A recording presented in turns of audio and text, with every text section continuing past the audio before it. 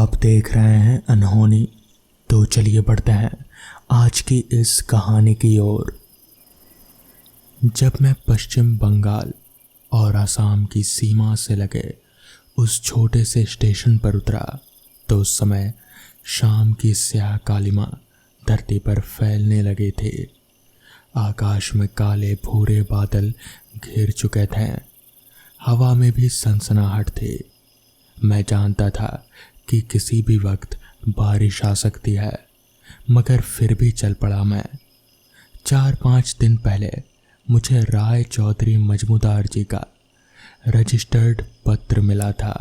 पत्र में उन्होंने मुझे तुरंत सारूपेटा आने का आग्रह किया था। एक अटैची में कुछ कपड़े और ज़रूरत के सामान रखकर दूसरे ही दिन मैं चल पड़ा वाराणसी से। मजमूदार बाबू, मेरे ऊपर बहुत ही बड़ा उनका स्नेह है। सन 1950 में मेरा उनसे परिचय हुआ था। उन दिनों मैं कलकत्ता में रहकर बंगाली फिल्मों के प्रसिद्ध निर्देशक विपिन सेन के साथ था। मजमूदार बाबू के कई मकान थे कलकत्ता में। इनके अलावा 2 स्टूडियो भी थे। उन्होंने शादी नहीं की थी।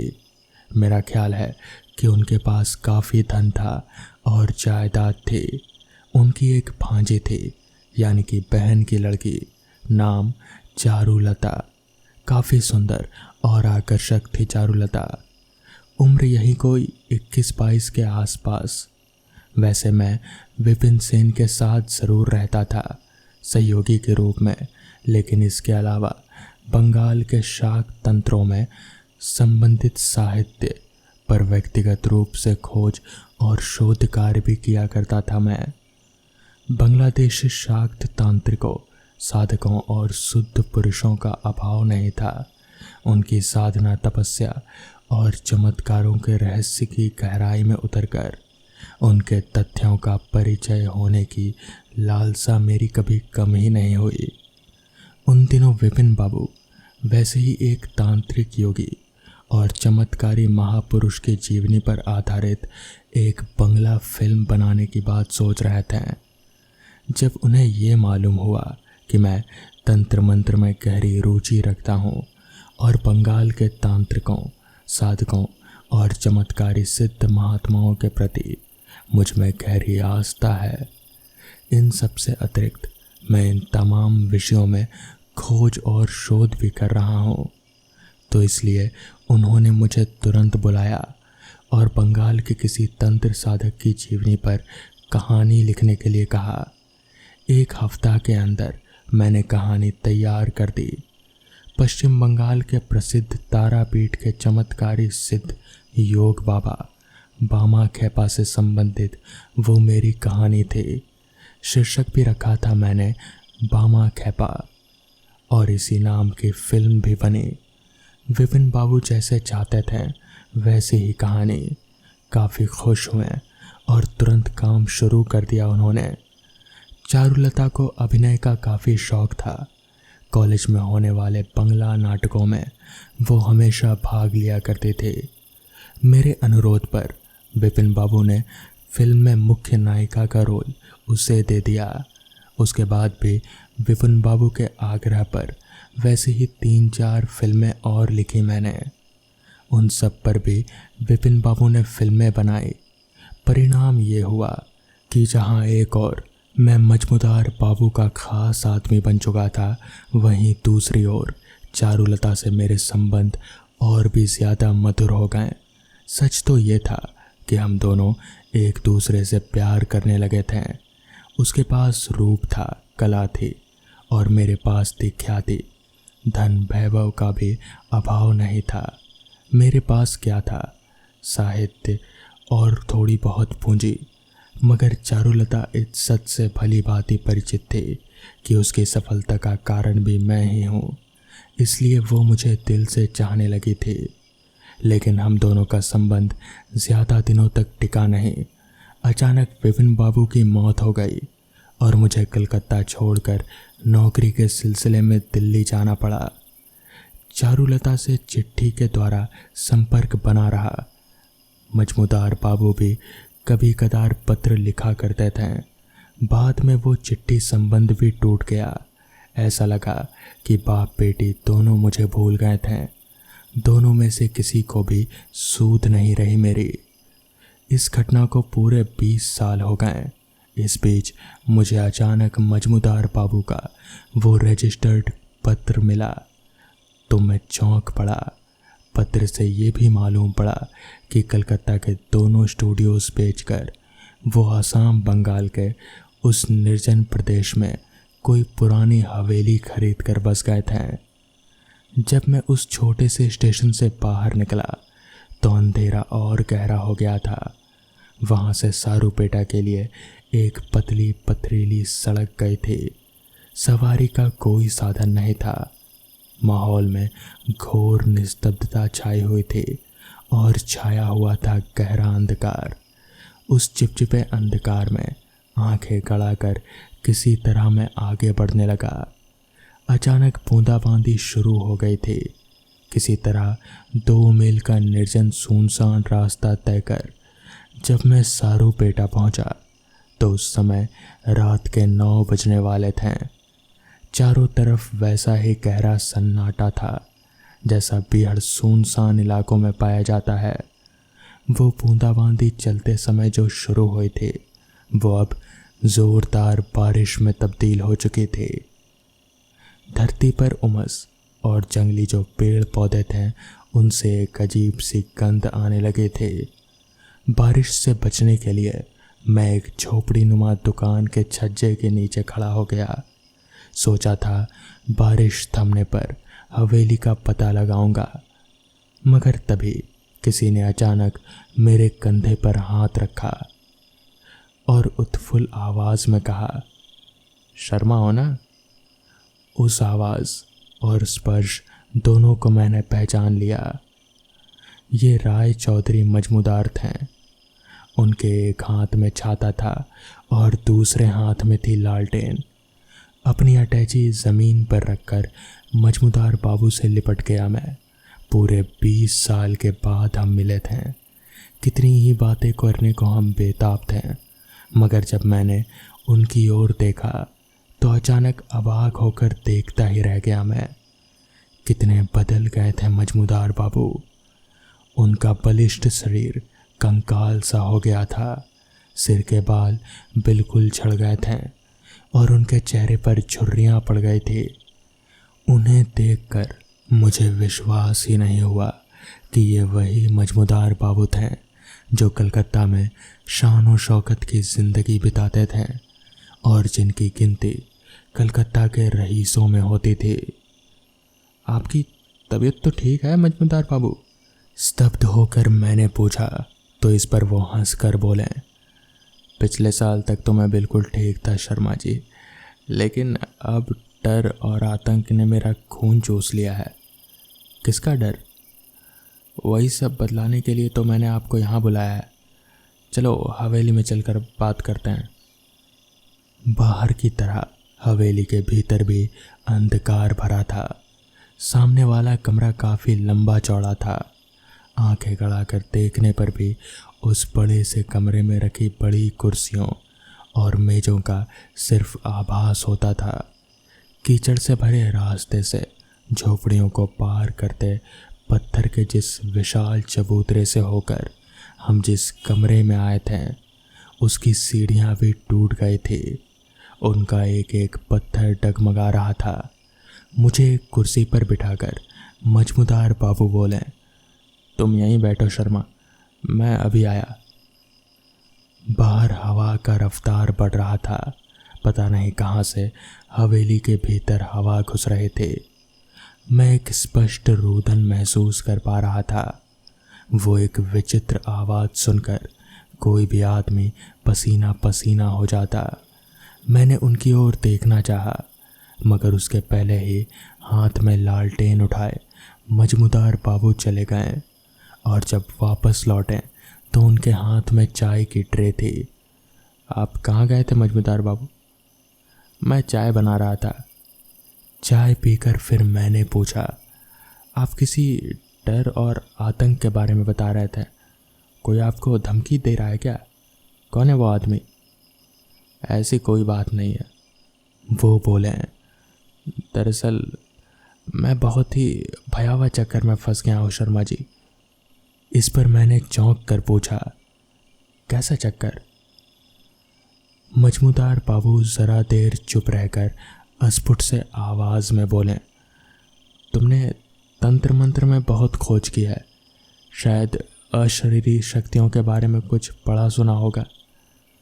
आपका मतलब है प्रेत आत्माओं से?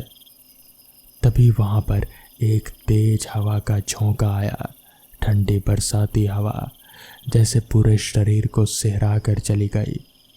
पानी फिर से जोर से बरसने लगा, हवा भी बहुत तेज हो गई थी। हवेली के खिड़की और दरवाजे जोर जोर से हिल रहे थे और उनसे रुदन जैसी अजीब सी आवाज़ निकल रहे थे। पूरी हवेली में ऐसी आवाज़ें सुनाई दे रही थी।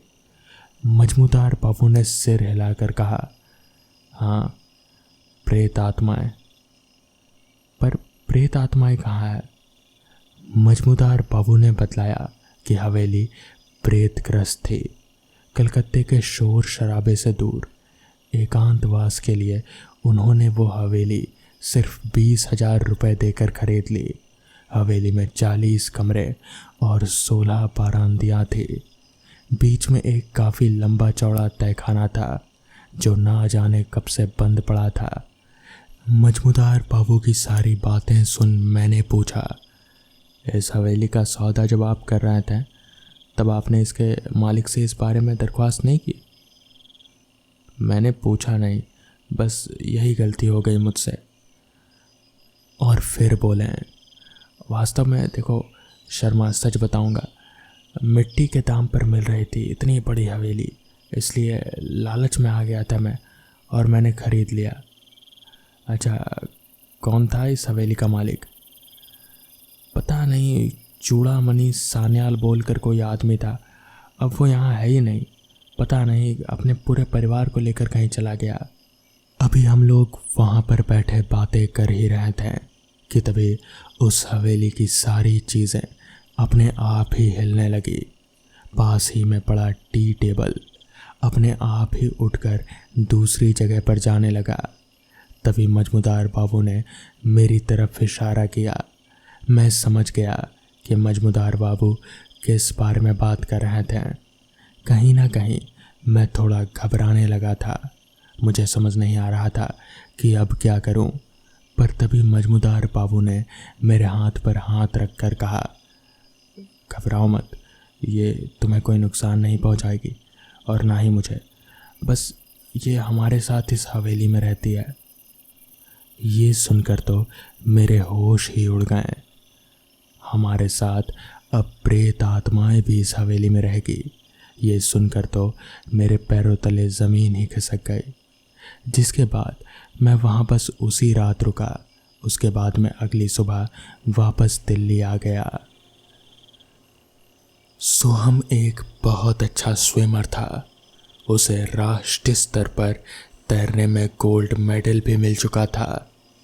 एक बार सोहम अपने दोस्तों के साथ घूमने गया हुआ था। वहाँ उन लोगों ने पास के तालाब में तैरने का प्लान बना लिया। सबने तैयारी की और शाम के करीबन 5 बजे वो तालाब के पास जाने लगे। कहाँ जा रहे हो बच्चों? उन्हें तालाब की तरफ जाता देख वहाँ के सरपंच ने टोकते हुए कहा, पास के तालाब में तैरने जा रहे हैं हम। सोहम ने तुरंत जवाब दे दिया।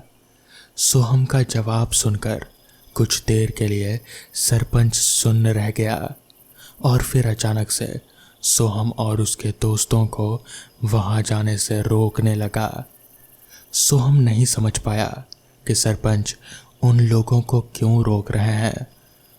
रुको बच्चों, उस तालाब की तरफ मत जाओ, वहाँ अक्सर लोगों के डूबने की घटनाएं घटती रहती हैं।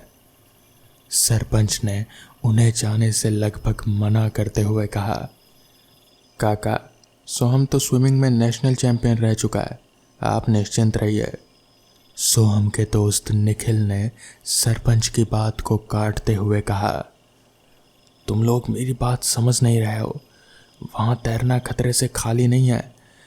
कहते हैं कि वहाँ डूबकर मरने वाले कई लोगों की आत्माएं उसी तालाब में भटकती रहती हैं और वहाँ जो भी तैरने वाला दूसरा लोग जाता है वो उन्हें मार डालती है।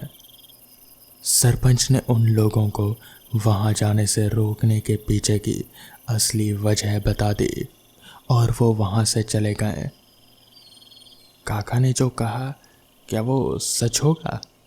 सोहम के कुछ दोस्त आपस में बातचीत करते हुए कहने लगे। सोहम और निखिल इन सब बातों पर विश्वास नहीं करते थे। उन दोनों को छोड़कर बाकी सब ने वहाँ से जाने का फैसला बदल लिया। बाकी दोस्त वापस लौट गए और अब सिर्फ निखिल और सोहम ही तालाब की ओर बढ़े। दोनों ने कपड़े उतारे और जैसे ही वो तालाब में उतरने लगे कि निखिल के माँ का फ़ोन आया। निखिल तालाब में उतरते उतरते रह गया, मगर सोहम बिंदास होकर पानी में तैरने लगा। अचानक सोहम का पैर पानी में फंस गया। इस तरह की सिचुएशन उसने कई दफ़ा संभाली थे, मगर इस बार बात कुछ अलग थी। उसने कई बार कोशिश की वहाँ से निकलने की, मगर धीरे धीरे वो पानी में खींचा जा रहा था। उसने निखिल को आवाज़ लगाई, मगर जब तक निखिल का ध्यान उस पर जाता तब तक सोहम तालाब के बीचों बीच पहुंच चुका था। सोहम को ये एहसास हो रहा था कि पानी के अंदर से कोई उसका पैर खींच रहा है। उधर निखिल ने सोहम की आवाज़ सुनकर उसकी तरफ देखा तो उसे आश्चर्य होने लगा। नेशनल चैंपियन होकर भी सोहम की हालत देखकर उसे सरपंच की कही बात याद आ गई। निखिल सोहम के लिए पानी में कूदकर उसे बचाना चाहता था, मगर जब वो पानी में उतरने लगा तो अचानक उसे एक जोर का झटका लगा और वो तालाब के विरुद्ध उल्टी दिशा में जा गिरा। वो झटका इतना ज़्यादा था कि निखिल उठ भी नहीं पाया। सोहम ने एक बार पूरी ताकत लगाकर अपना फंसा हुआ पैर बाहर निकाला और वो किनारे की ओर आने लगा। जैसे ही वो किनारे के करीब पहुंचा तो एक बार फिर उसे लगा कि फिर से उसका पैर किसी ने पकड़ रखा है और वो उसे पानी में खींच रहा है। उसी हालत में सोहम की नज़र अपने पैरों की तरफ गई और उसे जोर का जैसे झटका लगा। उसे वहाँ पर कुछ हाथ नजर आए, एक नहीं, दो नहीं, बल्कि कई सारे हाथ। उन्हें देखकर घबराया हुआ सोहम बचाओ, बचाओ चिल्लाने लगा, मगर उसका कोई फायदा नहीं हुआ। निखिल के आँख के सामने ही उसका दोस्त, जो कि तैरने में माहिर था और गोल्ड मेडलिस्ट था, वो असहाय होकर तालाब में डूबता जा रहा था और निखिल चाहकर भी उसकी मदद नहीं कर पाया। करीबन आधे घंटे के संघर्ष करने के बाद सोहम पानी में पूरी तरह से डूब गया और मारा गया। इस हादसे का गवाह निखिल था, जिसने अपनी आंखों से वो सब कुछ देखा था, मगर वो किसी को कुछ कह नहीं पाया। पानी के उस झटके की वजह से उसका मानसिक संतुलन बिगड़ गया था। अब वो उसी तालाब के आसपास पागलों की तरह घूमता रहता है और उसे जो कोई भी दिखता है उससे बस इतना ही कहता है कि तैरना मना है। तो दोस्तों, ये थी आज की कहानियाँ। अगर आपको ये कहानियाँ पसंद आई हों तो वीडियो को लाइक और चैनल को सब्सक्राइब करना ना भूलें। तो मैं आपका दोस्त आर्यन जल्द ही मिलूँगा आपसे ऐसी ही नई कहानियों के साथ। तब तक के लिए अपना ख्याल रखें।